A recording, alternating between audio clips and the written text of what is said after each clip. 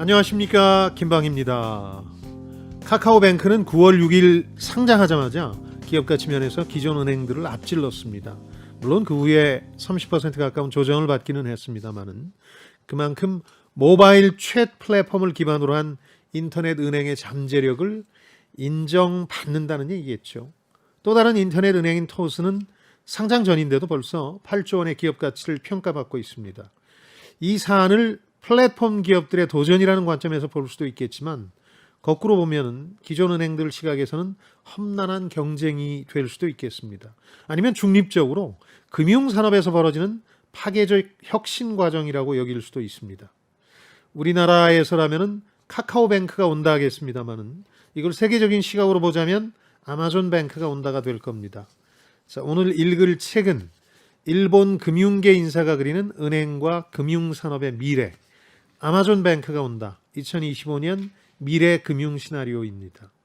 인터넷 은행 또 은행의 디지털화 측면에서 조금 뒤처진 일본 입장에서는 2025년의 현실이 되는 시나리오겠습니다만은 그보다 조금 앞선 우리로서는 2021년 현재 금융 시나리오가 될 수도 있겠습니다.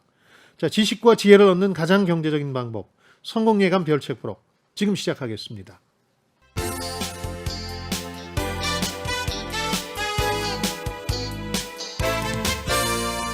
KBS 1라디오 성공예감 김방희입니다. 자, 별책 부록의 책 읽어주는 남자 김방희입니다. 우리 별림 씨 어서 오십시오. 네, 안녕하세요. 별책부록에서 별을 맡고 있는 광명수입니다. 반갑습니다. 성공예감이 개편을 맞아 주중에는 2시간으로 늘었죠? 엄혜령님께서 별책부록도 2시간이냐고 물어보셨는데 아니에요. 주말은 1시간이니까 어디 가지 마시고 저희와 함께 해주세요. 네, 주말 2시간 늘리는데 기술적 애로가 있습니다. AI가 연료를 너무 잡아먹습니다. 힘들어하나요? 힘들어요. 네. 저희들도 힘들고. 저는 이 책을 한 서너 번 더 읽어야 그 분량이 늘어나기 때문에 네. 1시간 정도는 책 한두 번 읽고 할 수 있지만 2시간을 하려면 정말 정독을 해야 되거든요. 그래서 다행입니다. 알겠습니다. 네. 댓글 좀 보고 갈까요? 네, 샵 9730 KBS 콩 그리고 유튜브를 통해서 많은 의견 주셨습니다. 박태현 저자가 쓴 부하 직원이 말하지 않는 31가지 진실 저희 함께 읽어봤는데요. 먼저 최기원님. 지난 직장 생활이 많이 생각나서 부끄럽고 아쉽네요. 아하. 1539번님, 이 책 전에 한번 읽었는데 정말 상사가 생각하는 것과 부하 직원이 생각하는 오차가 크더라고요. 그래서 이 책을 읽은 후에 회식을 줄였어요. 직원이 싫어하는 것 중 하나더라고요. 상사와의 회식은 근무의 연장입니다. 착각하지 마세요들. 이렇게 보내주셨네요. 직장 생활이 생각나서 부끄럽고 아쉽네요 해주신 걸 보니까 아마 상사로서의 직장 생활이 떠올랐던 모양인데 그러신 것 같아요. 그렇죠. 네. 그걸 인정하고 부끄러워한다는 것 자체가 대단한 용기죠. 네. 저는 뭐 이런 분이라면 어디서든 좋은 상사가 될 거라고 믿고요. 회식은 저도 꼭 이 책 읽기 전부터 네. 많이 줄였습니다. 오, 그래서 이렇게 생각을 바꾸기로 했죠. 제가 후배 직원들을 상사로서 식사 자리에 부르는 게 아니다. 내가 그분들 자리에 영광스럽게 초대받아 가는 거다. 이렇게 바꾸고 네. 가능하면 빨리 카드나 주고 나오려고 합니다. 회식을 줄이셨다고 하셨는데 1539번님은 예. 소장님께서는 뭐 회식 대신에 대체할 만한 것들을 좀 찾으셨나요? 저는 그냥 얘기를 많이 하려고 하거든요. 네. 책에도 그 1대1 소통 얘기를 많이 했는데 원. 네. 네. 네. 근데 그 1대1 소통하기가 쉽지는 않은데요. 이제 이걸 부담스럽게 생각하면 한도 끝도 없는 거고 따로 만나자고 생각하면 네. 커피 한잔 하러 갈까 이런 얘기도 부담스러우니까 그냥 얼굴 대놓고 뭐 얘기를 하면 되더군요. 저도 지금서 배워가고 있는 단계라 그 책에 나온 멋진 상사가 되기까지는 아직도 거리가 멉니다. 잘하고 계십니다. 전 알고 있습니다. 자, 그리고 2032번님, 우리 사회 리더는 솔선수범이 부족합니다. 사과에 인색하고 자기 성공담에 관대하고 성과물에 대한 배분에 인색합니다. 잘한 것은 본인의 덕으로 잘못된 것은 타인의 역량 부족으로 몰아세우죠. 그리고 우짜님, 리더들에게 정말 중요한 건 그때그때 표현력입니다. 사과할 일이 생기면 바로 제가 실수했습니다. 죄송합니다. 라고 말하면 오히려 더 멋진 리더라고 생각할 것 같아요. 7995번 님도 상사가 시킨 대로 일 처리를 했더니 자기는 그렇게 시킨 적이 없다고 하더라고요. 이런 경우 많죠. 네, 당황스럽고 화가 났는데 며칠이 지나 상사가 착각했다며 사과를 하더라고요. 그날 이후 저도 나이, 직급 떠나서 미안한 일은 사과해야겠다는 생각을 하며 일을 하고 있답니다. 해주셨습니다. 사과하는 것 하나만으로도 그 리더는 발전 가능성이 높은 네. 거거든요. 그래서 만약 지금 내가 모시고 있는 상사가 굵은 동아줄이냐 이걸 확인하고 싶으실 거 아니에요. 그 상사가 계속 더 높은 리더의 자리로 올라갈 수 있는지, 네. 내가 이쪽에 줄을 잘 서고 있는 건지, 본받을 만한 점이 있는지. 그렇죠. 예. 확인하시려면 한 가지만 확인하시면 됩니다. 정말 사과를 대놓고 할 정도로 용기를 가진 분인가. 만약 그렇다면 유연하고 개방적인 사고의 소유자로 훨씬 더 리더로서 나아질 여지가 많은 분이죠. 네. 사과 안 하고 고집 부린다. 그럼 썩은 동아줄이니까 갈아타십시오. 저도 사과를 좀 생활화하는 것으로. 예. 그리고 황영상님, 리더가 되는 것은 참 힘들고 자기 희생이 필요한 것 같아요. 직원들도 리더의 입장에서 생각해 볼 필요가 있습니다. 역지사지의 입장에서요. 대신 리더는 소통을 중시해야 하고요. 반면 장현주님, 그런데 이 책을 상사들이 읽을까요? 읽은들 변할 수 있을지 의문이 들기도 해요. 타고난 성품도 있어야 하지 않을까 합니다. 인성의 힘이라는 데서 우리가 타고난 부분도 좀 있다. 네. 그러나 인성조차도 교육받고 훈련받고 상황에 따라서 더 진화할 수 있다는 걸 알게 됐잖아요. 네. 소통 말씀해 주셨는데요. 저는 최근에 우리 사회 리더가 되겠다고 나선 사람들이 경쟁을 벌이는 국면이잖아요. 네. 대선도 있고. 이런 상황에서 제일 중요한 게 아주 보통 사람들과의 소통 능력이라고 생각해요. 이것 없이 우리나라 최고의 리더가 된 경우는 없거든요. 네. 소통 능력이 첫 번째고, 두 번째는 본인 스스로가 성공담의 주인공이 돼 봤어야 하거든요. 자신이 만든 일종의 성공담이 있어야 된다는 건데요.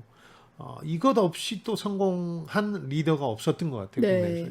소통과 셀프메이드, 자수성가형 두 가지가 우리나라 리더에서 우리 국민들이 중시하는, 아마 가장 중시하는 자질이 아닐까 싶습니다. 본인이 지금 리더의 자리에 있다면 한번 생각해 보는 것도 좋을 것 그렇죠. 같고요. 네. 한편 강훈필님께서 리더의 입장에서 이야기를 해주셨는데요. 인간적 접근을 해도 자신의 가치관에 몰두하며 들어먹질 않는 직원, 사람은 어떻게 해야 될까요? 마음이 덜 열린 걸까요? 김원식님도 리더는 늘 잘하려고 해도 직원들은 상사의 욕을 합니다. 모두를 만족시킬 수 없기 때문이죠. 그렇죠. 리더는 그래서 욕먹을 각오를 해야 됩니다.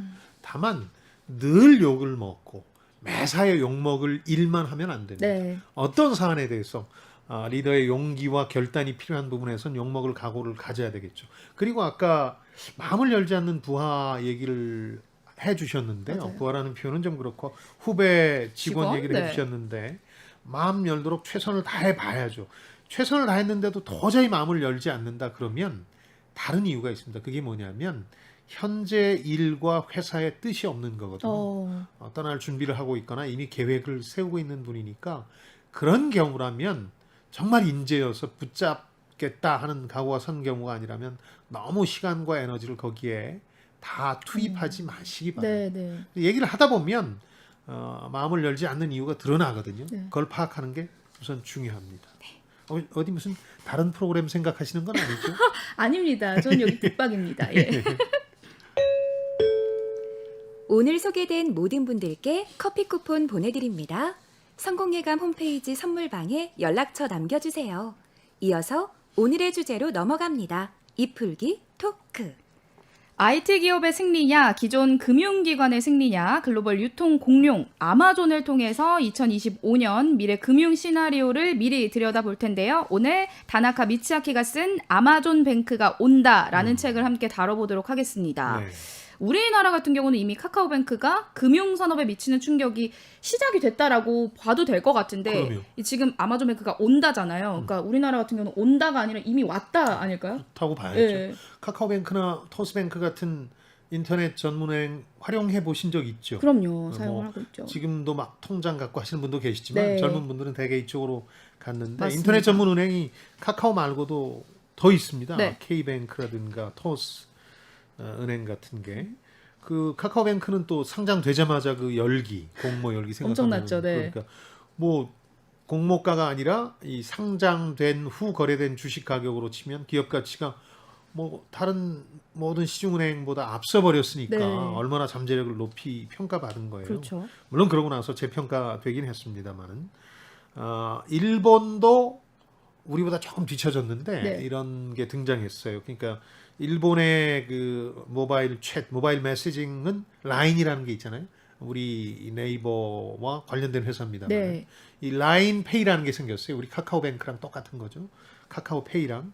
그래가지고 인터넷 은행의 가능성을 실험 중인데 뭐 그래도 약간 우리보다 늦은 느낌이 좀 있어요. 오히려 중국이 이 분야에선 가장 앞서서 잘 아시겠지만 중국은 신용카드 시대를 완전히 건너뛰어버렸죠. 네.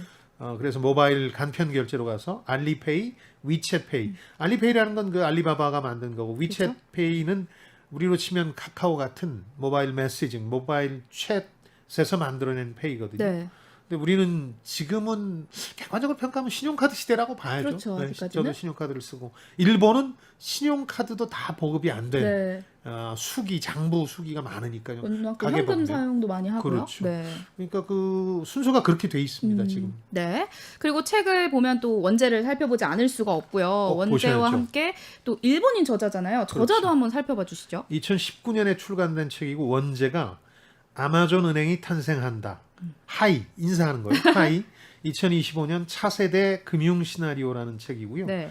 저자인 다나카 미치아키라는 사람은 꽤 유명한 사람입니다. 일본하고 외국계 은행에서 오래 일해서 잔뼈가 굵었고 지금은 경제금융 칼럼니스트하고 컨설턴트로 활동 중인 미래금융 전문가다. 네. 이렇게 보시면 되겠습니다.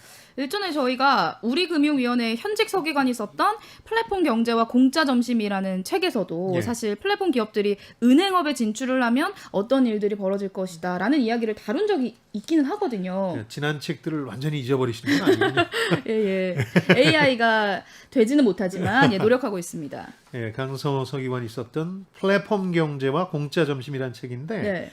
이게 챕터 5개가 있는데 그중에 4번째 챕터가 제 기억으로는 플랫폼 기업들의 도전을 다뤘습니다. 네. 이 책하고 비슷한 내용이 상당히 많습니다. 네네. 다만 이 책은 세계적인 수준에서 은행업을 이미 주도하고 있는 플랫폼 기업들이 있는데 여기서는 이제 이걸 메가테크 기업, 빅테크를 넘어선 네. 메가테크 기업이라고 하는데 특히 3개를 꼽아요. 미국의 아마존, 중국의 알리바바, 텐센트. 텐센트가 그 위챗페이를 만든 회사인데요. 네.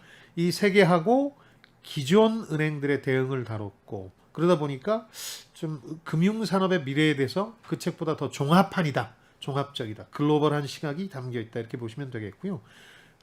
그런 실전 사례를 일본 금융시장에서 찾았다. 이렇게 보시면 되는데 왜 이걸 권하냐면 일본 금융시장이 우리 롤 모델이 됐던 경우가 많거든요. 지금은 뭐 순서가 바뀌긴 했습니다만 그러다 보니까 이 책과 그 아까 강성호 서기관의 플랫폼 경제와 공짜 점심이라는 책 2권을 다 금융업 종사자들께서는 읽어보셨으면 좋겠어요.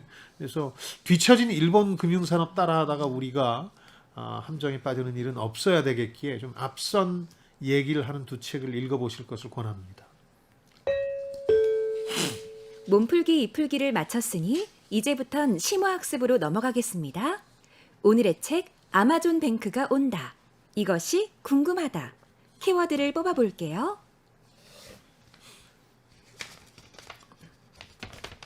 첫 번째 키워드, 캐시리스 세상. 우리나라에서는 이런 표현도 잘 안 써요. 왜냐하면 신용카드가 워낙 보편화되면서 이것도 좀 진부한 표현이 됐는데 네. 일본에서는 캐시리스라는 표현을 많이 지금도 쓰고 있습니다. 네. 그것과 금융업의 진화를 동일시하니까요. 그 2018년에 이 캐시리스 세상에 온다 일본 내에서 그 난리법석을 떨었어요. 그때 그 일본의 전자상거래 업체 중에 제일 큰 게 라쿠텐이라고 네. 야구단도 가지고 있는 여기가 라쿠텐 페이를 냈고 라인 아까 말씀드렸던 우리 카카오 같은 거 라인페이 냈고 또 소프트뱅크하고 야후가 같은 회사잖아요. 네. 야후가 일본에서만큼은 검색 시장 1위인데 여기서 페이페이라는 걸 내가지고요. 세 개가 경쟁하기 시작했습니다. 그래서 캐시리스 원년이다. 현금 없는 원년이다. 이렇게 얘기를 하고 저자는 캐시리스를 4단계로 나누는데 처음에 현금 없어진 게 신용카드가 있을 그렇죠. 테고 그 다음에 이제 전자화폐라 그래서 모바일 무슨 권 네. 이런 것들 그 다음이 모바일 결제 모바일로 이렇게 뭐 QR 코드 같은 걸 통해서 결제하는 거. 맞습니다. 4.0이 이제 우리한테 올 미래인데 네. 이게 흥미롭더군요. 중국에선 일부 이제 현실화됐는데 얼굴 싹 스쳐 지나가면 결제가 되는 거예요. 물론 사전에 동의하는 절차는 있어야 되겠죠. 또 음성 결제 어디 가서 이런 마이크 앞에서 5만 원 광명수한테 송금 부탁해 하면 그렇죠. 하는 거죠. 그렇게 공짜로 줬으면 좋겠죠. 네, 많이 주세요. 또 하나는 만물 인터넷이라는 거 들어보셨죠? 네, 인터넷 그럼요. 오브 띵스라고 그래서 우리가 많이 공부도 했는데 이런 결제도 가능한데 예를 들어서 이건 지금 전 세계적으로 60개 매장이 있는 아마존 고라는 무인 결제 그 시장이 있는데 거긴 가서 쇼핑하고 쑥 나가면 그 쇼핑한 품목별로 다 그 체크가 돼가지고요. 네, 나갈 자동으로. 때 자동 결제가 그렇죠. 됩니다. 네. 우리나라에는 안 들어와 있는데 미국에 30개, 세계적으로 한 30개가 생겨나고 있고 계속해서 아마존은 늘려간다는 거니까. 네. 근데 흥미로운 건 이런 캐시리스라는 금융산업의 추세를 중국이 주도하고 있다는 거예요. 캐시리스를 통해서 우선 무인화되고 그렇죠. 사람이 필요 없어지니까 네. 자동화되고 또 공유화된다, 서비스화된다는 표현도 저자는 쓰고 있는데 뭘 가지거나 이걸 꼭 내가 갖다 놔야 되지 않고 그냥 공유하는 게 같이. 네. 예를 들어서 결제도 그렇지만 많은 서비스들도 공유 경제라든가 구독 서비스 같은 걸 통해서 이 금융산업과 이게 결부가 되면서 금융을 금융이라고 느끼지 않는 상황이 올 수 있죠. 예를 들어서 저는 그 서비스를 하지 않고 있는데 어떤 분이 구독 서비스를 하나 받고 있는데 매달 한 달에 30만 원을 그냥 자동 결제하면 네. 이게 자동 이체가 되는 거죠. 그렇죠. 그러면 와인을 계속 철마다 바꿔서 보내줘요. 다 구성을 해서. 네. 그런 게 구독 네, 서비스잖아요. 맞아요. 그럼 내가 금융 생활을 하고 있다는 생각은 안 들거든요. 근데 이미 한 달에 특정한 시간과 날짜에는 돈이 빠져나가고 결제가 있는 되고 거예요. 있는 거죠. 공유화되고 서비스화되는 네. 거죠. 뭐 이런 것들이 있고 이렇게 되면 미래 금융산업과 관련해서 누가 주인공이 될 거냐 패권과 관련해서 세 가지 수준의 대결이 벌어진다고 저자는 주장하고 있는데 이미 우리가 봤던 플랫폼 기업 카카오 대 기존 은행 네. 국민은행 네. 뭐 이렇게 한 축이 그거라면 또 하나는 그런 뭐 온라인 은행 혹은 오프라인 은행 이런 거 가리지 않고 누가 고객한테 더 좋은 접점 금융의 경험을 제공하느냐 제가 써보니까요 이제 할아버지들한테 깔아드리기도 네. 하거든요 뭐 불편하니까 모바일 깔아달라고 제 주변에 아주 어르신들 선배분들이 이제 부탁하면 제가 깔아드리는데 이때 그분들이 요청하는 게 글자가 좀 크게 나왔으면 좋겠다. 네. 그 숫자가 그 다음에 아주 간단하게 직관적으로 된 앱을 깔아달라. 오픈 뱅킹을 하려고 하니까. 그래서 제가 골라서 깔아드리거든요. 그런 걸. 네. 그게 바로 고객 접점 경쟁인 거죠. 네. 그러니까 은행 그동안 얼마나 장사 잘해왔는지 뭐 이런 거보다 그 환경이 좋은 네. 이용하기 편한 그런 은행을 고르게 되는 거예요. 혹은 기업을 고르게 그렇죠. 되는 거예요. 편리하게 사용할 수 있으면 누구나 다 사용을 하는 거죠. 또 하나는 이제 더 긴 차원에서 보자면 이게 단순히 은행만의 얘기가 아니라 모든 산업의 질서라든가 영역을 다시 정의하는 경쟁을 벌이고 네. 있다. 무슨 얘기냐면 그 사람들이 수다 떨던 공간이 이제 은행이 돼버렸잖아요. 그렇죠. 그러니까 산업이 재정이 되는 은행은 뭘까? 이렇게 재정이 되고 있는 그 세 가지 수준의 경쟁이 벌어지고 있다. 이렇게 저자는 주장하고 있습니다. 근데 사실 산업화라는 면에서는 뭐 한국, 중국, 일본 순이었다면 결제 아니 산업화라는 면에서는 일본이 제일 앞섰다고 봐야 일본, 되겠고 한국, 중국 이렇게 순으로 그렇죠. 봐야 될까요? 그렇죠. 그러면 결제와 금융에서는 말씀드렸다시피 앞서도 말씀해 주셨잖아요. 일본이 우리보다도 더 뒤늦었다라고 중국이 제일 앞서 있고 그렇죠. 지금 현재는 중국이 제일 앞서 있고 그러니까 이렇게 지금 산업화와 또 결제 금융과는 다른 모습을 보이고 있잖아요. 그렇죠. 이제 정보가. 이유는 뭘까요? 후발 효과라고 저는 부르고 싶은데요. 네. 이제 산업화에서는 우리가 일본 따라갔잖아요. 솔직히 얘기하면 근데 일본의 전략을 그대로 본받았거든요. 캐치업 전략이라는 네. 건데 선진국들이 하는 산업을 빨리 쫓아가는 거죠. 스피디한 대규모 투자를 통해서. 근데 우리보다 더 대규모 투자를 통해서 중국이 우리를 쫓아왔죠. 그런데 이 정보화가 중심이 돼서 벌어지는 혁신에서는 네. 꼭 앞선 나라가 한 걸 그대로 쫓아갈 필요가 없는 거예요. 이미 너무 낡은 게 돼버리니까 네. 그걸 건너뛰고 신용카드를 건너뛰고 마치 이런 그 모바일 간편 결제로 간 중국처럼 후발 효과 때문에 이건 안 해도 돼 하고 바로 가버릴 수 있는 거죠. 그 예를 들어서 우리 뭐 반도체 같은 건 일본을 따라하는 과정에서 생략할 수가 없었는데 네. 정보화에서는 생략해서 바로 가는 거죠. 예를 들면 우리가 2000년대 초반만 해도 이 저 광대역 인터넷망에서 초고속 인터넷망에서 세계 1, 2위라고 했거든요. 맞아요. 최근에 통계 보니까 7위로 밀렸어요. 왜 밀렸을까요? 후발주자로 쫓아오던 곳이 우리가 겪었던 그 중간을 생략하고 바로 네. 후발 효과를 누렸기 때문이거든요. 저는 중국이 그런 과정을 거치고 있다고 생각하고 우리는 신용카드에 집착하느라 중국 같은 간편 결제로 가는데 조금 어려움이 있죠. 왜냐하면 신용카드도 편하니까. 맞아요. 근데 왜 신용카드를 그렇게 우린 쓰게 했느냐? 지하 경제가 많으니까 소득을 노출시켜야 되고 네. 신용카드를 쓰면 다 노출이 되니까. 근데 일본은 왜 신용카드에 그렇게 적극적이지 않으냐?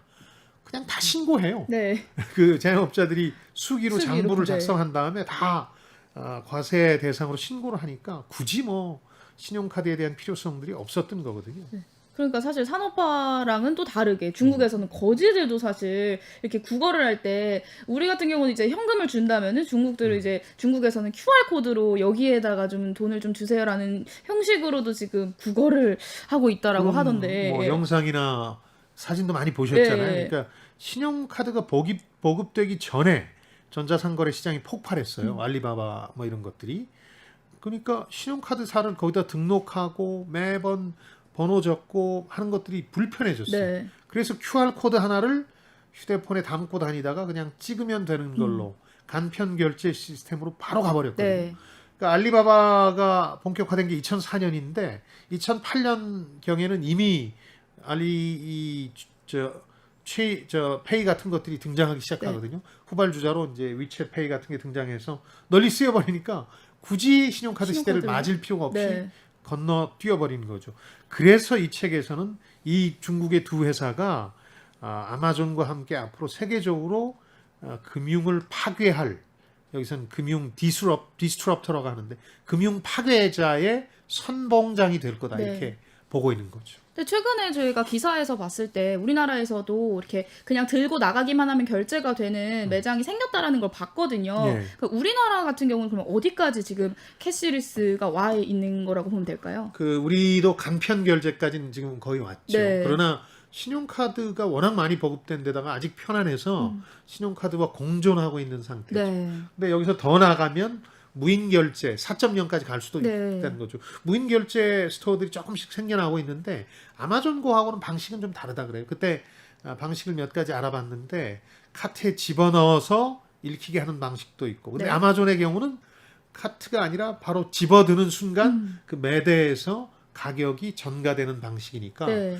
그 카메라 같은 것들이 다 설치가 돼서 이 방식은 각기 다르겠지만 무인 결제 시스템 4.0으로 가고 있는 거죠. 이어서 다음 키워드 뽑아볼게요. 두 번째 키워드, 금융 디스럽터. 디스럽터 그러면 파괴자, 부셔버리는 사람들인데 부셔버릴 거야. 예. 예. 은행 금융 산업을 완전히 부셔버릴 사람으로 세 회사를 꼽았는데 하나가 미국의 아마존, 또 중국의 알리바바 텐센트입니다. 당연히 이걸 보니까 벌써 생각나는 게 이 분야에서 미중 간의 패권 전쟁이 벌어지겠구나. 네. 이런 생각이 들 테고요. 저도 앞으로 미래금융과 관련해서 미중 패권 전쟁이 어떻게 될 거냐 중요한 변수라고 얘기하고 있고, 일본의 사례라고 말씀드렸는데 일본 예를 여기서 보면 일본의 그 빅테크 기업들, 거대 기술 기업들도 후보다. 그 아까 얘기했던 라인, 라쿠텐, 네. 야후소뱅, 또 SBI라는 곳이 있는데 이런 곳들이 그렇고, 그다음 미국의 기존 은행들도 세계적으로 이름 높은 뭐 골드만삭스라든가 모건 스탠리 같은 곳들이 있고, 일본의 은행들도 디지털화 되겠죠. 네. 이미 있는 미즈호, 미쯔비시 이런 은행들도 디지털 전환 중이고 이 책에서 아주 손꼽는 성공 사례로 기존 은행이 디지털화해서 이른바 아마존 뱅크처럼 된 예로 DBS라는 싱가포르 개발은행을 꼽아요. 네. 근데 기억해 보시면 그 플랫폼 기업과 공짜 점심이라는 책에서도 이 기업 얘기가 나오는데 맞습니다. 네. 그만큼 성공적인 사례라는 거고요. 이제 아마존 뱅크라 그래서 아마존 예가 많이 나왔으니까 어느 정도로 지금 금융 산업에 진출해 있는지를 보면요. 전자상거래 업체였거든요. 네. 근데 결제를 할 때 초반에 2000년대 어려워요. 막 7단계, 8단계를 거쳐야 돼요. 뭐 이름도 써야 되고 신용카드 등록도 그렇죠. 해야 되고. 그러다 보니까 아마존이 재빨리 만들어낸 게 클릭원이라 그래서 클릭 한 번으로 결제가 가능한 시스템을 만들었어요. 근데 실제는 뭐 한 2번 정도 됩니다. 이름이 클릭원입니다. 그렇죠. 그러고 나서 이것만 가지고도 안 되겠다 그래서 아마존페이라는 자체 결제 수단을 만들어내요. 네. 그리고 나서는 대출을 시작합니다. 스몰 비즈니스, 자영업자나 소상공인, 중소기업한테 어떤 조건이 되면 거래 내역을 워낙 잘 알고 있으니까 아마존 랜딩이라 그래서 돈을 빌려주는 그야말로 대출. 은행들이 하던 은행들이 하는 걸 네, 합니다. 업무들을 하기 그리고 시작한 카카오뱅크에서 하는 선물하기 같은 게 네. 기프트 카드 형태로 있어요. 그래서 실질적으로 지금 아마존이 하는 건 뱅크 오브 아마존, BOA라는 은행이 있는데 그때 A는 뱅크 오브 아메리카라는 뜻인데 뱅크 오브 아마존이라는 은행이 등장할 거다. 네. 이미 등장했다고 해도 과언이 아니다. 음. 이런 얘기를 할 정도로 네. 금융기능을 하고 있거든요. 그렇죠. 결제와 금융기능. 네. 근데 이제 공식적인 은행은 없어요. 왜냐하면 미국 정부라든가 대은행들이 있잖아요. 그 경쟁자들이. 네. 아마존이 이 분야까지 하면 다른 분야, 유통 분야를 쓸어버렸듯이 쓸어버릴 테니까 한사코 못하게 지금 막고 있는. 네. 그래서 스탑돼 있지 실질적인 기능으로 보자면 은행 하는 거 다 하고 있다. 네. 이렇게 봐야 되는 거죠. 지금도 아마존이 유통 분야를 휩쓸었다라고 또 표현을 해주셨잖아요. 예. 근데 이런 게 우리나라에서도 가능할까라는 생각이 들거든요. 아마존 은행이라는 게 세계 금융계를 휩쓸 거다라는 거는 아직까지는 환상이 아닐까라는 생각도 그런 면이 들어요. 있습니다. 유통하고 좀 다르거든요. 음. 금융 산업이라는 거는 한 나라의 돈이니까 각국이 굉장히 까다롭게 규제를 해요. 네. 또 금융위기 같은 게 많이 벌어지니까 이게 자칫 잘못되면 나라가 휘청거리니까 규제가 강한 산업이고 라이센스 산업이에요. 정부가 허가를 해줘야만 할 수 있는 네, 산업인데 네. 아마존 은행이 한국에 진출하는 거, 일본에 진출하는 걸 허용하지는 않을 겁니다. 네. 제가 보기엔. 왜냐하면 너무 태풍이 상륙하는 걸 눈뜨고 볼 수만 있나요? 그래서 아마 정부들이 규제할 텐데 모르죠. 이제 아주 장기적으로는 허용이 될지. 그러나 여기서 아마존 은행이라는 건 실제 아마존이 하는 은행이라기보단 네. 우리 뭐 카카오뱅크 같은 온라인 혹은 모바일 전문의 미래 은행이나 금융업 산업을 네. 그렇게 상징적으로 표현했다 이렇게 이해하시면 될 것 같아요. 사실 책에 우리나라 이야기가 그렇게 많이 등장을 하지는 않잖아요. 그럼요, 예. 예. 아마존 뱅크에 해당하는 우리나라의 뭐 카카오뱅크라든지 토스뱅크라든지 K뱅크는 지금 어떤 상황인지 좀 궁금합니다. 예, 인터넷 전문 은행이라고 국내에서는 하고 있고요. 네. 은행들이 하는 역할을 조금씩 늘려가고 있습니다. 카카오뱅크가 가장 앞서 있는데 왜냐하면 플랫폼 기업이니까 토스나 K뱅크만 해도 플랫폼 기업이 아니기 때문에 네. 새로운 플랫폼을 만들기가 힘든데 토스는 물론 열심히 하고 있고 기업 가치도 높게 평가를 받습니다만은 카카오뱅크의 파괴력이 제일 아직은 크죠. 네. 그래서 상장도 제일 먼저 했고 전세 대출까지 갔어요. 주택담보대출까지 가면 은행들이 하는 거 대부분 다 하는 건데 아직은 그 정도는 아니고 은행의 영역 일부 상당 부분을 잠식하고 있는 단계다. 네. 이렇게 보시면 되겠습니다. 이어서 다음 키워드 뽑아볼게요. 세 번째 키워드, 현재 금융에 대한 반성. 예, 그러니까 이 저자가 미래 금융 산업의 변화를 얘기하면서 지금 금융 산업에 대한 반성도 해야 된다. 네. 나 자신도 여기 몸담고 있었지만 문제가 많다. 그렇게 지적하거든요. 네. 특히 리먼 브러더스 사태로 시작된 2008년 글로벌 금융 위기라는 것들이 보여준 현 단면들 몇 가지를 지적하고 있는데 저는 공감 많이 했습니다. 금융기관들의 이익 중심주의, 효율 중심, 그러니까 뭐 성적을 얼마 냈다 이거에 집중하다 보니까 은행 혹은 금융기관의 미션이라고 하는 것들, 사회적으로 해야 될 역할을 소홀히 한 부분이 있다. 그런 얘기를 하고 있고, 이걸 이제 리먼 사태의 근본적인 원인으로 꼽고 있습니다. 또 금융이 과학이라는 굉장한 오해를 하고 있다는 건데요. 예를 들어서 리먼 사태, 글로벌 금융위기가 벌어지고 나서 블랙스완이라는 책을 우리도 읽었습니다만은 그 저자가 이걸 과학으로 오해해서 뭐 이럴 확률이 뭐 우주가 몇 번 탄생했다, 멸망하는 확률과 비슷하다든가 뭐 이런 얘기를 하잖아요. 네. 그건 과학이라는 착각에서 비롯됐다는 거거든요. 실제로 사람들의 마음 속에 있는 신뢰에 바탕한 게 금융인데, 신뢰라는 게 없으면 금융은 없는 거니까요. 근데 그 신뢰, 사람들의 마음속, 대중들의 심중으로 읽는 건 사실 과학이 아니거든요. 사람들은 갑자기 때로 흥분하거나 기뻐하거나 네. 이런 거거든요. 그러니까 이걸 숫자로 자꾸 표현해 보지만 그렇다고 해서 그게 과학은 아니다. 그런데 과학이라는 오해 속에서 거품이 주기적으로 형성되면서 꺼져서 위기가 거의 주기적으로 오는 거다. 그리고 금융산업에서 현재 돈을 버는 게 두 가지 주체밖에 없다. 금융기관들이 돈을 벌죠. 뭐 예금 이자 싸게 하고 대출 이자 비싸게 해서 돈 법니다. 소비자는 피해를 비교적 보는데 금융기관 투자자들, 거기도 돈을 댔거나 주식 투자를 하는 사람들은 득을 볼 수 있는 네. 구조다. 거기만 돈을 번다. 그리고 지금까지 해온 것들은 금융상품을 만들어내서 이걸 판매하는 전략, 이걸 발행 후 판매 전략이라고 하는데, 이런 투자자들한테는 이걸 팔면 먹히겠다. 그래서 상품을 만들어내서 파는데 가끔 보면 뜻대로 되지 않아서 글로벌 금융위기를 자초하기도 하죠. 돈 없는 사람들한테 빌려준 주택담보대출 증서를 가지고 파생상품을 막 만들었는데 나중에 알고 봤더니 이게 그 돈 없는 사람들이 돈을 못 갚으면 휴지 조각이 돼버리는 상품이었던 거예요. 네. 그러니까 이런 문제점들이 있었다. 그러면서 이제 은행의 변화를 얘기하는데, 은행의 3대 업무라 그러면 융자, 돈 빌려주는 거, 결제, 예금, 돈 여수신과 결제죠. 근데 이걸 쭉 하다 보니까 이게 돈이 안 남아요. 이제 이걸 가지고 돈을 버는 게 얼마 안 되니까 증권이라는 걸 자꾸 만들어서 냅니다. 네. 판매 수수료를 얻기 위해서 뭐 이런저런 상품, 말썽도 생기잖아요. 무슨 라임 펀드 사건 같은 게. 그래서 고객 지향이라는 관점이 좀 부족해서 고객 먼저 생각하는 게 아니라 이거 많이 팔아서 수수료 얻는 게 더 중요하다 보니까 라임 펀드나 이런 일련의 사모펀드 사건들도 벌어졌던 거거든요. 그래서 그러다 보니까 돈을 버는 구조를 만들어내긴 했지만 정말 고객이나 사회에 기여하고 있는가에 대해서 근본적인 의문이 생겼다는 거죠. 네, 그리고 아마존만큼이나 중국의 알리바바와 텐센트 같은 이 중국 IT 기업이 금융의 중심이 될 거다라고 뭐 다들 전망하고 이 책에서 더욱 있지만은 그렇죠. 최근에 중국 정부가 이런 IT 기업들 규제에 나서면서 사실상은 더 이렇게 사업을 확장시키기가 좀 어렵지 않을까라는 생각이 들거든요. 예리하시네요. 그 사실 빅테크 기업들에 대한 규제가 지금 중국 시장에서 화제잖아요. 네. 세계가 또 지켜보고 있고, 그렇죠. 그 단초가 됐던 게 지난해 말에 알리바바 그룹에 대한 규제였거든요. 네. 그 알리바바 그룹이 엔트라는 이 금융 회사를 만들어서, 계열사죠.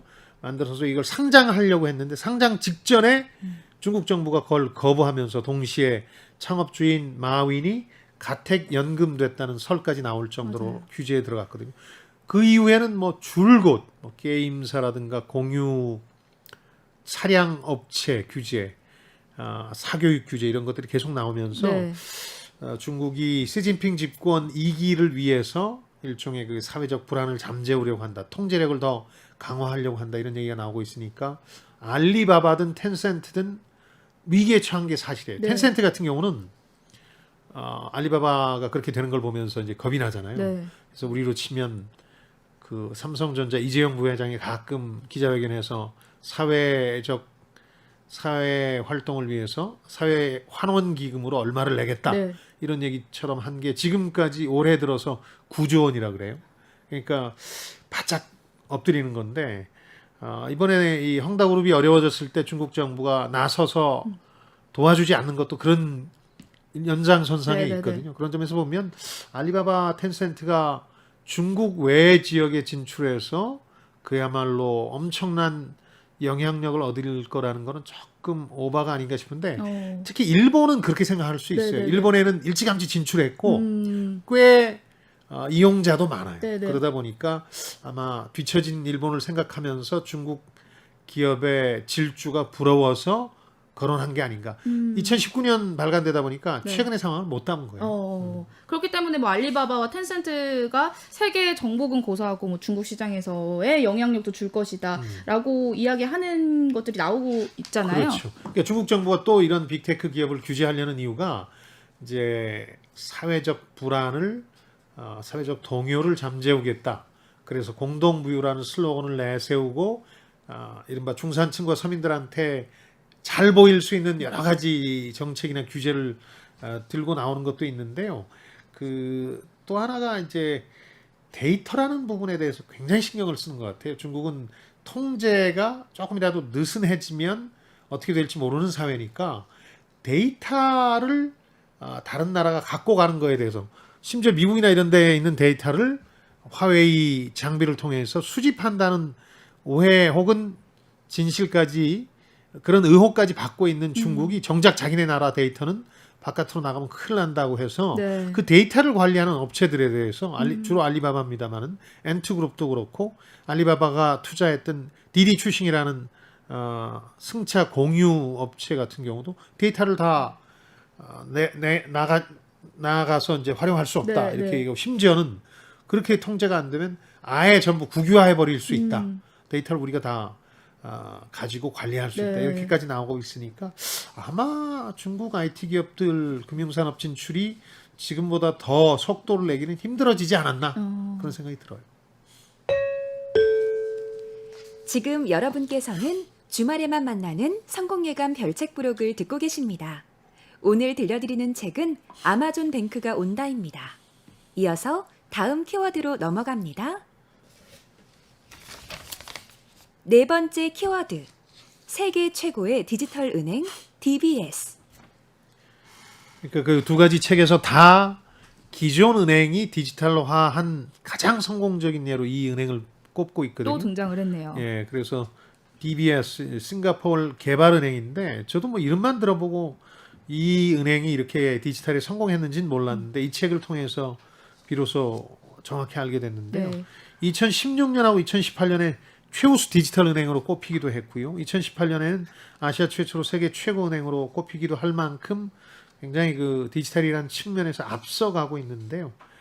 이 회사가 이렇게 디지털 전환에 성공한 이유가 새로 부임한 CEO, 그러니까 최고 경영자하고 CIO라고 그래서 최고 정보 관리자, 네. 이 두 사람이 그야말로 자기 파괴를 해가면서까지 디지털 은행으로 변신을 시켰다 그래요. 그리고 변신시킨 이유 중에 하나가 위기감도 있었지만 뭐 알리바바나 텐센트 같은 게 중화권, 아시아 쪽을 잠식해 들어가니까 그런 네. 불안감도 있었지만 실제로 들여다봤더니 이 디지털로 이용하는 비대면 이용자들의 부가가치가 엄청나게 높은 거예요. 이 사람들이 뭐 저를 예로 들면 그 은행 가서 창구에 앉아본 적은 5년이 넘은 것 같은데 그 은행에 넣었고 그걸 증권 계좌로 빼고 하는 꽤 많은 거래를 비대면으로 하고 있거든요. 네. 그러니까 내가 올려주는 수익이 창구에 찾아오는 사람의 수익보다 훨씬 높은 거예요. DBS가 그런 판단을 하고 숫자로 다 디지털 은행 변신의 필요성을 제시했고요. 그러면서 심지어 이런 슬로건까지 내가옵니다. 자기 부정을 넘어서 자기 파괴를 해야 된다. 네. 지금 창구 중심으로 뭐 한 사람 한 사람 만나서 하는 금융 영업의 시대는 끝났다. 네. 그러면서 이 새로운 CEO는 계속 이런 질문을 스스로 던지면서 은행을 변신시켜 나가는데 아마존이었다면 그렇게 파괴적인 영향력을 가진 아마존이었다면 어떤 은행 기능을 내놓을까? 여기 하나에 이제 집착하면서 계속 디지털 변신을 했던 거죠. 네, 아마존이라면 어떻게 했을까? 근데 DBS가 어쩌면 자기 시장이 없어서 국내 시장에 기댈 수 없었던 이 싱가포르의 숙명 때문에 이렇게 좋은 세계 최고의 은행이 탄생하지 않았을까라는 생각도 들거든요. 이 책에서 계속 그걸 강조하죠. 싱가포르라는 곳은 도시국가죠. 서울시만 한 데입니다. 그러니까 자기 시장은 없어요. 네. 그러니까 중개를 하거나 금융을 해야 되는데 그러다 보니까 쉴 새 없이 자기 변신을 하는데 그게 싱가포르의 강점이다 이렇게 주장하면서 이 중국의 알리페이라든가 위챗페이가 동남아시아 화교권을 중심으로 막 잠식해 들어가잖아요. 네. 은행 업무를. 그러니까 중국인들이 또 많잖아요. 중국인들의 후손이 많으니까 화교들이. 그래서 위기의식을 느끼고 있었죠. 그래서 이 세운 전략이 간달프 전략이라고 해서 반지의 제왕의 그 백발의 마법사 네. 간달프 이름을 따서 자신들을 어떻게 생각하냐면 IT 기업이다. 은행이 아니다.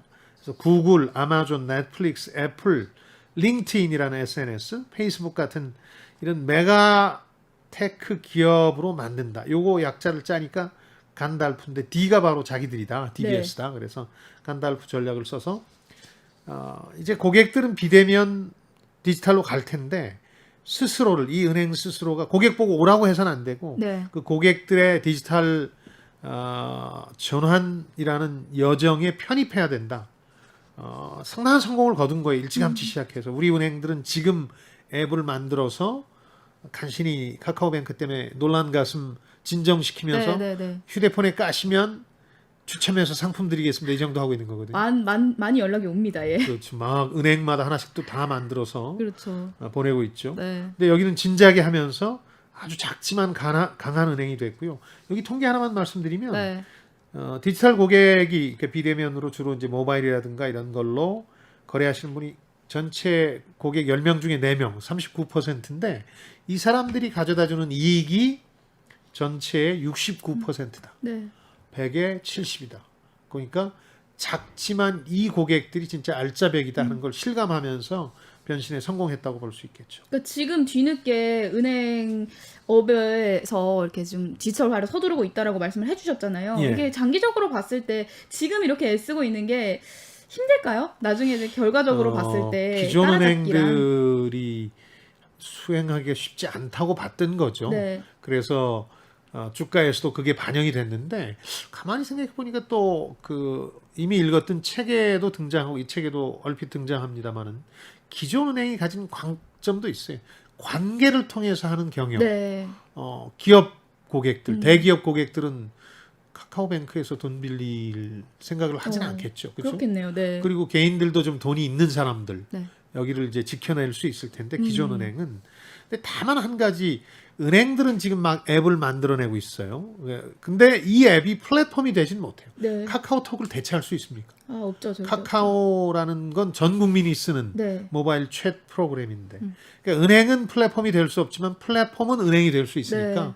지금 이 싸움에서 은행은 열세에 장기적으로 놓인다고 봐야죠. 우리 주가에서도 그게 반영됐던 거고요. 네. 지금 열세 놓였다면은 그럼 기존 은행 업계에서는 구체적으로 어떻게 좀 대응을 해볼 수 있을까요? 그러니까 플랫폼 경제와 공짜 점심이라는 책에서도 이 바젤위원회 보고서라는 걸 인용하고 이 책도 인용하는데 은행의 변신과 관련해서 5가지 시나리오를 내놓고 있는데요. 가장 이상적인 건 기존 은행이 디지털화돼서 상당히 좋아지는 겁니다. 네. 고객 사랑도 받고 그래서 기존의 입지를 유지하는 거고 근데 새로운 은행이 플랫폼 기업 카카오뱅크 같은 게 완전히 지배해버리는 시나리오도 있고 네. 기존 은행하고 그런 핀테크하고 분업을 하는 거예요. 서로 각자 역할을 나눠서 상품을 만드는 건 이쪽에서 하고 추천하고 판매하거나 중개하는 건 이쪽에서 하고 한다든지 완전히 상호 분업하는 거. 또 하나는 기존 은행이 그야말로 몰락해서 아주 극히 일부 서비스 대리자로 전락해버린 거예요. 네. 그래서 돈 있는 분들이 내 자산 어떻게 굴릴까? 이건 아무래도 뭐 인터넷 은행에서 어떻게 할 수 없으니까 찾아가야 되니까 네, 네. 그런 분야로 좁혀지는 거예요. 네, 네. 네. 아니면 그야말로 기존 은행들이 싹 다 파괴되는 그런 시나리오까지 5가지 시나리오를 얘기하고 있거든요. 네. 근데 저는 지금부터 하기 나름이라고 생각하거든요. 기존 은행 가운데는 승자와 패자가 많이 갈릴 거라고 네. 생각합니다. 그게 누가 먼저 참여했느냐가 아니라 아까 저자도 얘기했지만 누가 더 나은 고객 접점을 제공하느냐. 특히 온라인으로. 네. 예를 들어서 온라인 인터넷 전문 은행 가운데 하나는 파격적인 금융 상품을 내놓고 있거든요. 뭐 예금 이자가 3, 4%를 주는데 지금 그렇게 주는 데는 없잖아요. 없죠. 물론 네. 미끼 상품이긴 합니다만 그런 거의 걸 찾아가기 통해서 힘들죠. 네. 그렇죠. 들어가서 보면 이거 이용하기 편하네. 그럼 그쪽으로 갈 가능성이 있거든요. 네. 저도 지금 오픈 뱅킹 이후에 오프라인 은행 계좌는 갖고 있습니다만 네. 대부분 다 그 오픈 뱅킹 하나 가지고 있는 인터넷 계좌로 옮기고 있거든요. 네. 그게 훨씬 편하더라고요. 그냥 한두 번 클릭하면 송금도 되고 수수료도 없어요. 네. 그러다 보니까 그렇게 되고 있는데 고객 접점에서 이기는 자가 그게 온라인이든 오프라인이든 승리하는 거죠. 그 기존 금융기관들에게도 방법은 있을 거다. 그렇죠. 네. 승자는 나오겠죠. 이어서 다음 키워드 뽑아볼게요. 마지막 키워드, 금융 4.0. 일본이 이런 거 좋아합니다. 이제 새로운 용어 좋아하고 네. 하나, 둘, 셋, 넷 하는 구분 좋아하고. 네. 그러니까 아까 캐시리스도 4.0으로 나눴습니다만 금융의 진화 과정도 4.0 단계로 이 저자는 구분하는데요. 네. 1.0은 우리가 창구에 찾아가서 상담하고 서류 쓰고 하는 대면형. 그렇죠. 2.0이 인터넷이 이제 막 도입돼서 모바일 인터넷이 도입돼 가지고 왜 그 기억하시겠습니다만은 사무실에서 PC 같은 걸로 이렇게 처리도 하고 했던 거고 네.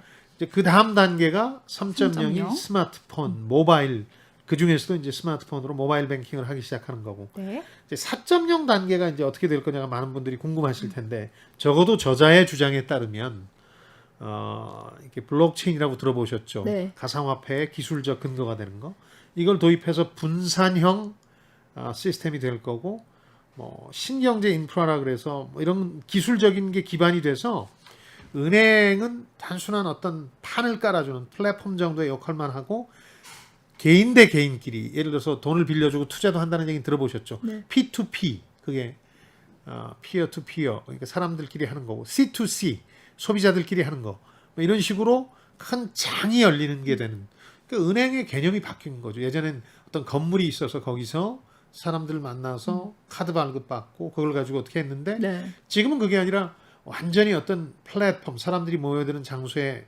모여서 사람들끼리 알아서 해결하는 네. 그런 방식으로 금융 시스템이 구축되기 시작하는 최초의 단계다. 그럼 이때는 뭐가 좋느냐 혹은 뭐가 중심이 되느냐 기계와 기술이 중심이 될 것 같지만 사실은 사람과 가치관이 더 중심이 된다. 그러니까 기존 은행을 한번 생각해 보죠. 오프라인 은행은 매장들이 다 사라지겠죠. 그리고 기계나 AI로 다 대체될 테고. 실제로 많이 사라지고 있잖아요. 지금 네. 많이 상반기에 2,000명이 희망 퇴직을 했고 네. 사라지고 있는데 그러면 이제 사람들이 다 사라지느냐? 아니고 오히려 부자라든가 대기업이 은행에서 돈을 빌리려면 정말 특화된 전문가 상담을 해줄 사람이 거기 있어야 되는 거거든요. 네. 대기업은 기업금융 전문가 그다음 부자들은 프라이빗 뱅크라고 불리는 사람들이 있어서 상담을 하니까 오프라인 조직에서도 살아남을 사람들이 더 혹은 기능들이 더 딱 눈에 보이게 되는 거. 나머지는 이제 다 떨어져 나가는 거고 명확하게 그게 구분되고 그런 면에서 보면 뭐 과거처럼 큰 은행이 이기는 게 아니라 소규모가 더 유리할 수도 있고 조직의 성격도 바뀐다 그래요. 그 은행 조직이 관료 조직하고 비슷하다 그러지 않습니까? 네. 완전히 그 보수적인 옷을 입고 보수적인 기업 문화에. 맞아요. 근데 이거 갖고는 안 된다. 이제 사람들이 모여들어서 자발적으로 돈을 거래하는 상황이 되니까 틸 조직이라는 표현이 쓰는데 이거는 이제 뭐 굳이 모르셔도 되긴 하겠습니다만은 조직의 유연성에 따라서 색깔별로 구분하는데 가장 상위 조직을 틸 조직, 청록색이라고 하거든요. 이 청록색 조직에서는 지금처럼 막 그 수직적인 관계가 아니라 네. 아주 자율적이고 수평적인 관계, 업무 지시라든가 관리 이런 것들이 없는 피라밋이 아니라 수평적인 조직이 된다 이런 전망들도 하고 있거든요. 그러니까 어떻게 보면 금융 4.0의 실체는 불분명하지만 지금 우리가 그리던 은행과는 완전히 다른 형태의 네. 사람들이 모여서 거래를 하는 네. 그런 상황이 될 수 있다고 보시면 되겠습니다. 그러면 뭐 마지막으로 이제 국내 은행들 같은 경우 사실 주식 시장에서 굉장히 인기가 없잖아요. 영원한 저평가주라고. 앞으로 이제 국내 은행들은 어떻게 될지 또 소장님의 의견을 듣고 싶습니다. 그 모바일 뱅크 특히 그 중에서도 카카오뱅크 이후에 상대적으로 더 저평가를 받았죠. 네. 사실은 역대 최고의 실적을 올해 올리고 있거든요.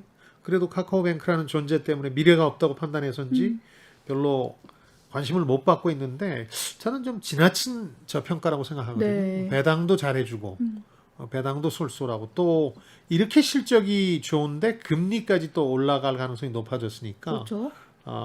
잠재력은 그러니까 재평가받을 잠재력은 있는데 오. 왜 카카오뱅크 이전부터 우리 은행주들이 그렇게 속을 새겼느냐, 영원한 저평가주의였느냐. 네, 또 다른 이유가 있나요? 인기가 없었어요. 그 이유는 은행이라는 걸 아까 라이센스 산업이라고 했잖아요. 정부가 마음대로 할 수 있기 때문에 우리는 또 관치금융이라 그래서 정부가 마음대로 경영자를 갖다 앉히기도 하고 하다 보니까 이게 죽이려면 죽이고 살리려면 살릴 수 있는 게 소비자가 아니라 정부다. 네. 이런 생각이 강하니까 지금 잘 나가지만 내일 어떻게 될지 어떻게 알아? 그러면서 인기가 없었던 면도 있거든요.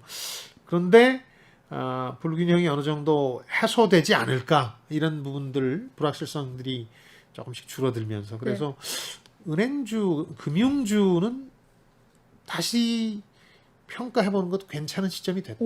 예, 저는. 왜냐면 의견. 그 카카오뱅크 이 책에서 말하는 아마존뱅크도 그게 다 지배할 것 같지만 시간이 꽤 걸린다는 거. 그쪽이 못할 영역도 있다는 걸 이제 알게 됐잖아요. 네. 그러면서 그 카카오뱅크라는 것이 디스카운트 됐듯이 그동안 디스카운트 되어 왔던 은행주들도 지금은 오히려 재평가해봐야 될 시점이 되지 않았느냐. 기존 금융기관들의 역할이 분명히 있을 것이다. 네. 네, 알겠습니다. AI가 선정한 심쿵 한방. 오늘의 책 아마존뱅크가 온다를 관통하는 핵심 구절. 한방에 정리해드립니다. 2025년의 새로운 사회에서는 개개인의 개성과 강점, 그 사람의 생활 스타일과 업무 스타일, 그리고 신뢰라는 본래 가장 중요한 가치를 평가하는 새로운 금융 시스템이 가동할 것이다. 그 아주 쉽게 얘기 드리면 일본도 똑같은 지금 서비스가 나와서 굉장히 화제가 되고 있는데 우리나라의 당땡 마켓 이런 것들이 있잖아요. 네. 중고거래 사이트. 네. 거기서 물건을 거래합니다. 근데 그런 것과 똑같은데 돈을 거래하는 큰 시장이 있다고 생각해 보죠. 그게 지금 얘기하는 아마존뱅크 혹은 카카오뱅크, 토스뱅크가 그렇게 될 가능성이 크다는 거죠. 네. 금융이라는 건 그것 자체만으로 의미를 가지는 게 아니라 물건을 거래하거나 산업활동, 경제활동을 할 때 보조적인 윤활유 역할을 하면서 이게 커지는 거거든요. 그러니까 그런 마켓과 IT가 결합을 해서 이제 사람들이 막 모여들어서 돈이 결부된 거래를 하는 제3의 공간이 형성될 텐데 네. 온라인을 중심으로 그게 2025년 아마존뱅크 이름만 아마존뱅크입니다. 그러니까 아까도 말씀드렸지만 아마존이 하는 은행이 아니라 미래은행의 네, 네. 모습이 될 것이다. 그래서 금융계 종사자들은 이거 꼭 읽어보셔야 될 것 같아요. 여기저기서 지금 행내에서도 은행이 갈 길에 대해서 모색하고 여러 가지 세미나도 하고 계실 텐데 네. 저희들이 소개해준 이번 책 그리고 전에 소개해드렸던 그 플랫폼 경제와 공짜 점심이라는 책 이 두 권을 가지고 좀 생각을 정리하시면 좋을 것 같아요. 다음 주 책이 도착했습니다. 네, 10길 물속은 알아도 한 길 사람 속을 모른다. 투자도 마찬가지인 것 같습니다. 도무지 잡힐 듯 잡히지 않는 것이 바로 돈인데요. 왜 우리는 부자가 되지 못하는 걸까요? 전직 월스트리트 저널 기자였던 모건 하우저리 쓴 돈의 심리학 함께 읽어보도록 하겠습니다. 네. 돈 얘기가 들어가니까 일단 관심은 가는데 제가 얼마만큼 제대로 요약해 드릴 수 있을지 또 걱정이 앞섭니다. 기대하도록 그래도 하겠습니다. 잘 정리해 보겠습니다. 네. 한층 더 강한 지적 게임으로 돌아올 성공예감 별책 부록 다음 주에도 기대해 주시고요. 네, 유튜브 별책 부록과 김방희 TV 그리고 팟빵을 통해서도 다시 들으실 수 있습니다. 댓글이나 의견 많이 남겨주세요. 네. 책을 통해서 세대 간 소통과 공감을 나누는 시간이죠. 성공예감 별책 부록. 저희는 다음 주말에 다시 찾아뵙겠습니다. 별의별 이야기를 책을 통해 나누는 별책 별책 부록. 부록. 다음 주에 만나요.